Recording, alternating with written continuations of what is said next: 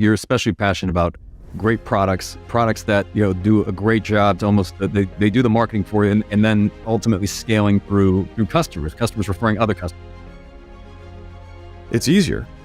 So it's selfish. It's the lazy man's way of doing it. It's long-term lazy. It's short-term effort, but it's long-term lazy. Because think about it this way. I could spend 2 years perfecting a book, right? And making it amazing and really pouring my heart and soul to it. And then after that 2 years, release it. And then for the rest of time, have people who buy the book tell other people about the book.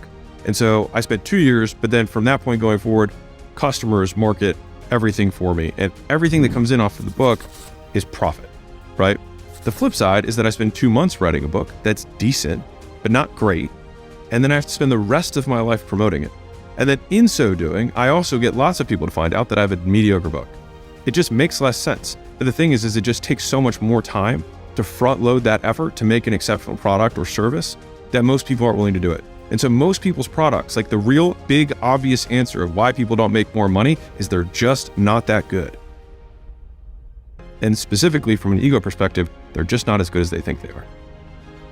So how do you, is there a balance, or how do you know when something is ready? Like potentially if you're trying to make something perfect, you can run into procrastination. I'm seeing this right now. I'm working on a second book. I didn't know anyone would read the first book. It turns out a few people read the first book. So now I'm trying to make the second one, even better. Cause now I'm like, okay, people are going to read this thing. I know you're working on your next book as well. At what point do you know, okay, this is ready?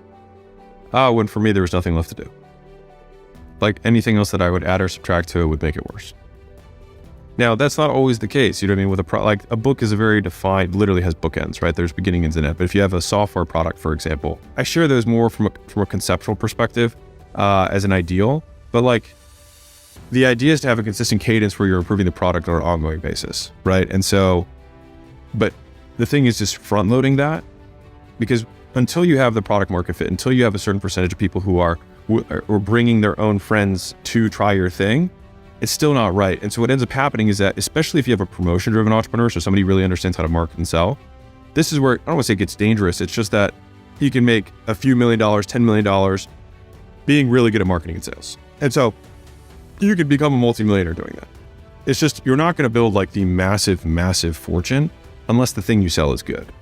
And so what happens is most entrepreneurs are promote too soon.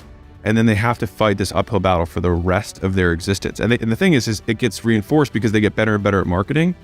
And so they market more and more and more and more. At some point, especially if it's D2C, so direct to consumer products, you go into colder and colder audiences who are less and less likely to buy your thing. And so your cost to acquire continues to rise over time, because also advertising costs only go one way, which is up, just the cost per eyeball. And so you've got multiple forces that are going against you that are decreasing your profitability. And unless you have a concurrent force or something that's going in parallel with that growth, which is your customers bring you other customers to decrease that cost of acquisition, you eventually hit a plateau where you can do lots of revenue and not a lot of profit, and you can't grow from there.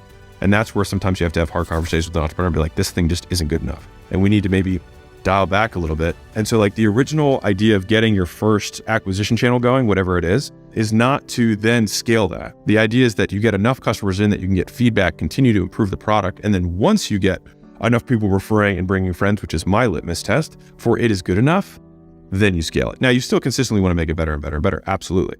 But a litmus test is, am I getting referrals? Once you have that, then all of your marketing efforts from there on out are going to be enhanced. And then that's what's going to allow you to outcompete your competition who wasn't so long-sighted and always just wanted to make the next buck.